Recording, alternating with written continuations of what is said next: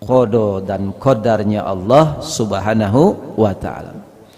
Sebagaimana kalam tadi dari Imam Ibnu Athaillah Sakandari, bahwasanya keinginanmu, kehendakmu yang melesat tidak akan mampu mengoyak benteng takdir. Ibu punya cita-cita, ibu punya kehendak, punya keinginan. Banyakan yang tercapai, banyakan yang tidak. Jujur saja, suami yang sekarang menjadi suami ibu itu sesuai yang dicita-citakan, yang diinginkan dulu enggak?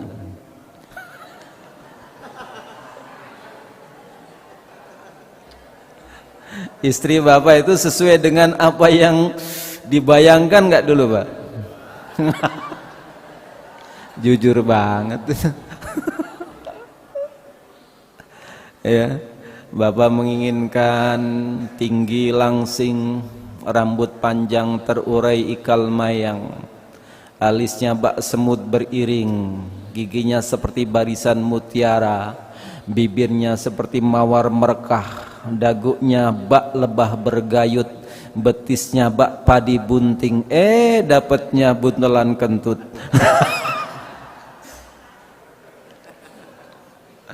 Itu namanya anna urid anta turid Allahu lima yurid. Aku berkehendak, kamu berkehendak, tapi Allah maha berkehendak. Aku ingin, kamu ingin, tapi Allah juga punya keinginan. Dan yang terjadi keinginan Allah Subhanahu wa ta'ala. Itu namanya takdir, qada dan qadarnya Allah Subhanahu wa ta'ala. Dan takdir ini Allah tentukan bukan hari ini, bahkan sejak dulu sebelum Allah menciptakan bumi dan langit. Innallaha kataba maqadir khamsuna alfa sanatin qabla ayukhlaqus samawati wal ard. Sesungguhnya Allah telah menentukan takdir-takdir itu 50.000 tahun sebelum Allah menciptakan langit dan bumi.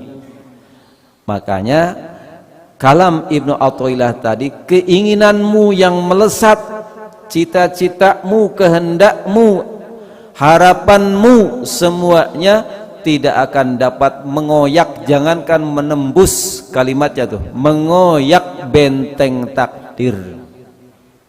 Mengoyak saja nggak bisa. Jadi artinya apa? Apa yang terjadi hari ini, kemarin dan selanjutnya, semuanya sudah dirancang oleh Allah Subhanahu wa ta'ala jauh sebelum Allah menciptakan langit dan bumi. Bahkan kemudian ketika kita berapa 4 bulan 10 hari dalam kandungan ibu, diperkuat lagi takdir itu. Bikatbi rizkihi wa amalihi wa ajalihi sakiyun au sa'idun. Jadi ketika bapak ibu di kandungan ibu kita, Allah perkuat lagi penetapannya tentang rizkinya. Jodoh termasuk rizki, jabatan termasuk rizki itu. Jadi sudah Allah tetapkan tuh ketika 4 bulan 10 hari di dalam kandungan ibu kita.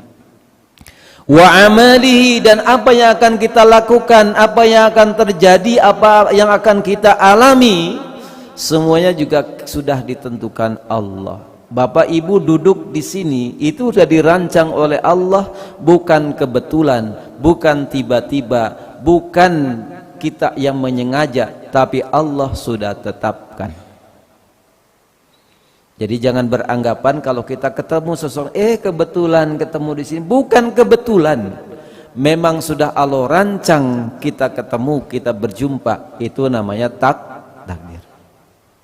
Kalau guru-guru saya hari ini datang ke sini, bukan kebetulan, bukan kita yang menginginkan, tapi memang sudah ada catatannya dari Allah Subhanahu wa ta'ala.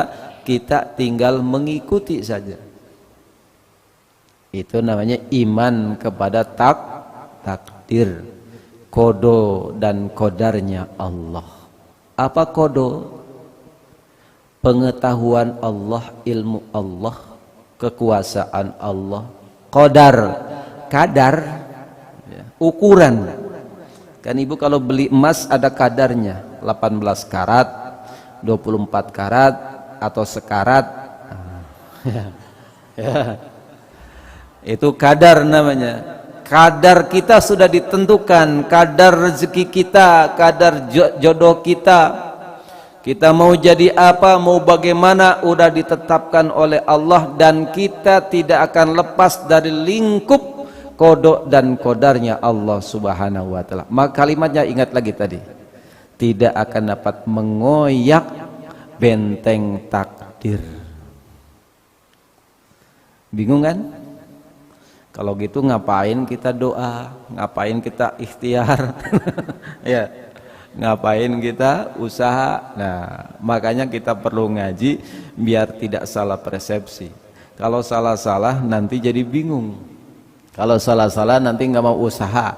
Kalau salah-salah nggak mau ikhtiar, nggak mau doa lagi. Makanya ini disebut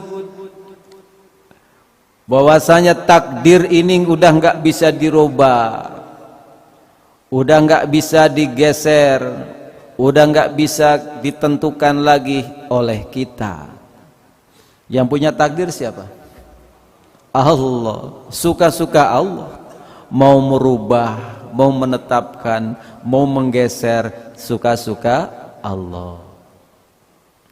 Makanya kita boleh punya cita-cita, kita boleh keinginan, kita punya boleh harapan, karena memang tugas kita untuk ikhtiar, untuk berdoa, untuk mencari tahu apakah ini memang takdir kita atau masih bisa diikhtiari.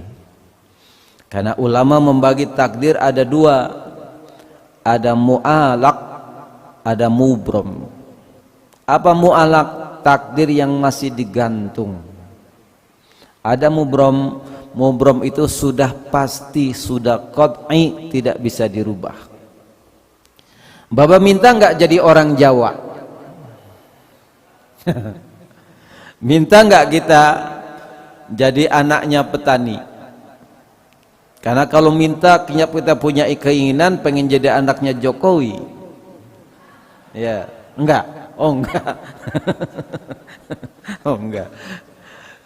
Kita pengen jadi anaknya orang kaya, minta jadi anaknya orang terhormat. Nah, itu namanya mubrom. Enggak bisa berubah, udah qat'i, enggak bisa lagi digeser.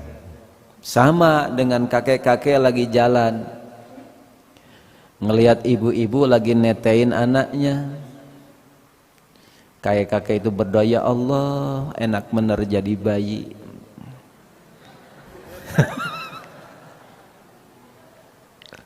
Ya. Coba saya jadi bayi lagi, bisa netek lagi. Bisa nggak? Nggak bisa. Tua keniscayaan, mati juga keniscayaan, maka itu disebut mubrom. Tapi ada takdir mu'alaq yang digantung oleh Allah, di mana takdir itu bisa dirubah, bisa digeser oleh Allah subhanahu wa ta'ala. Dengan apa? Dengan ikhtiar, dengan doa. Makanya ketika kita tahu takdir Allah subhanahu wa ta'ala, kita tahu bahwa itu akan terjadi, dan kita tahu apakah itu mubrom atau mu'alaq, maka orang ada ikhtiar. Yang pertama kasbi, yang kedua doa, yang ketiga mujahadah. Apa itu kasbi? Ikhtiar. Ikhtiar pengen jadi pejabat, ikhtiar datang ke sana kemari bagi sembako, datang ke masjid-masjid taklim, kasih sumbangan, kasih sarung, kasih mukena, kasih kipas angin, kasih karpet, itu ikhtiar. Namanya kasbi. Pengen jadi orang kaya, kerja, jadi pengusaha, usaha kesana kemari, jadi kontraktor, ngontrak sana ngontrak sini. Itu namanya kasbi. Pengen banget, maka dia berusaha. Itu namanya kasbi. Yang kedua, doa siang malam, doa sama Allah, ya Allah, saya ingin ini, ingin begini, jadikan saya ini, jadikan saya itu, namanya doa. Tahajud yang diminta itu, sholat hajat yang diminta itu, umroh yang diminta itu. Itu namanya doa. Yang ketiga, tawajuh, sungguh-sungguh. Jadi konsentrasinya ke situ aja. Pokoknya saya harus dapat dia. Nggak ada perempuan cantik di dunia ini kecuali dia. Pokoknya saya harus dapat dia, harus bersama dia, harus nikah sama dia. Itu sungguh-sungguh tawajuh namanya. Ikhtiar kesana kemari. Nah. Tapi balik lagi, ketentuannya adalah takdir Allah Subhanahu wa ta'ala. Terus bagaimana? Takdir bisa dirubah enggak? Tidak. Tapi takdir bisa digeser. Yang geser siapa? Allah. Suatu hari Rasulullah SAW lagi khutbah Jumat, ada orang Arab Badui datang. Ya Rasulullah, kampungku peceklik, kemarau sudah lama nggak turun hujan, doakan hujan. Kemudian Rasulullah berdoa minta hujan, diturunkan hujan di kampung itu. Seminggu nggak berhenti hujannya. Kan mintanya turunkan hujan. Jadi banjaro yubanjiru banjiran. Nah, ini tasrif baru nih. Banjir. Datang lagi itu orang kepada Rasulullah Jumat berikutnya, lagi khutbah ngacung juga, ya Rasulullah banjir. Karena dia minta hujan gitu. Akhirnya Rasulullah doa lagi, dipindahkan ridaknya. Ini ridak namanya, Bu. Kemarin waktu minta hujan Rasulullah pindahkin dari kanan ke kiri. Sekarang dari kiri ke kanan. Itu simbol-simbol dalam doa. Rasulullah juga praktekkan begitu. Ada doanya, ada jampeknya tuh. Ibu-ibu, bapak-bapak kalau amalkan ini bisa jadi pawang hujan. Allahumma ma hawailana wa ma alaina. Allahumma ma hawailana wala alaina. Pendek saja doanya. Dan takdir hujannya tetap turun, tapi dipindahkan oleh Allah ke tempat lain. Ini sering saya pakai nih, Bu. Jadi buka rahasia nih. Kalau saya mau ngecor tanggung nih, aduh, nih kalau hujan gawat nih. Saya kan kontraktor. Pindahin dulu ya Allah ke tempat lain. Saya nggak minta berhenti, karena takdir nggak bisa dirubah. Takdir hujannya tetap turun, tapi Allah pindahkan ke tempat lain. Akhirnya selamat kita ngecor. Loh, yang mau hajatan amalin tuh. Jangan buang cangcut di atas atap. Ini ada-ada aja datang ke orang pinter katanya. Nanti cangcut 1 minggu jangan cuci. Hari H lemparin tuh ke genteng. Wah.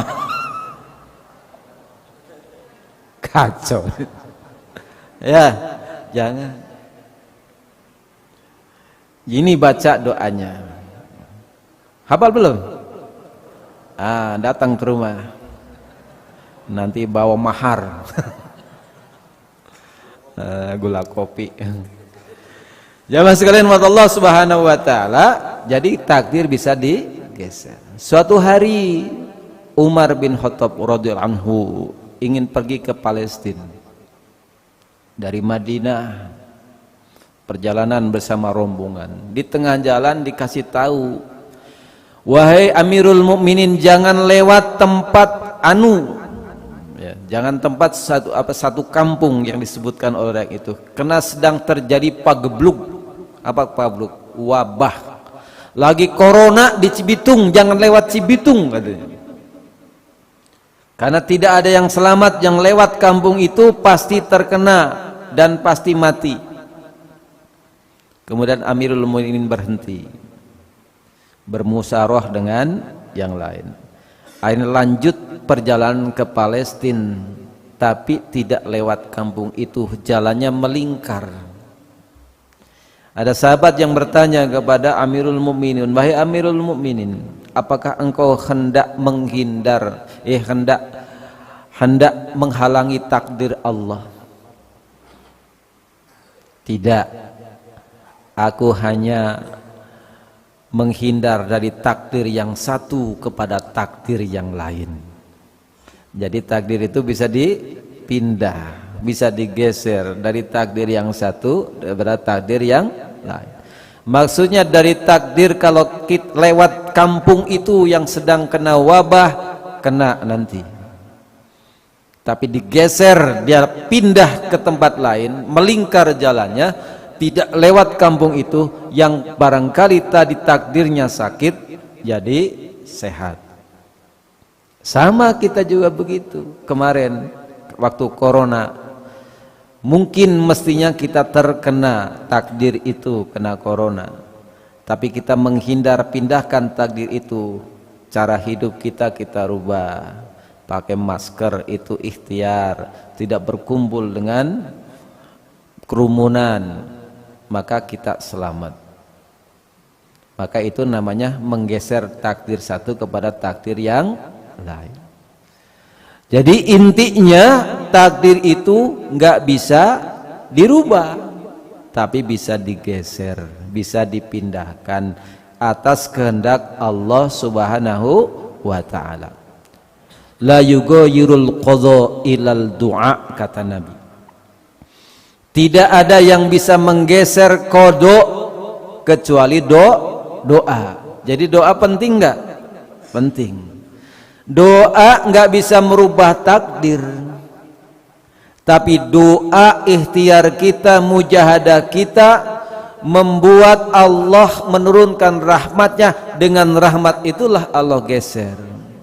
Memang ikhtiar kita nggak akan berpengaruh apapun, memang doa kita nggak akan berpengaruh apapun terhadap takdir, mujahadah kita nggak ada berpengaruh dengan takdir kita, tapi mujahadah kita, doa kita, ikhtiar kita membuat Allah jadi menurunkan rahmat. Kasihan sama kita. Akhirnya Allah rubah takdirnya. Akhirnya Allah geser takdirnya.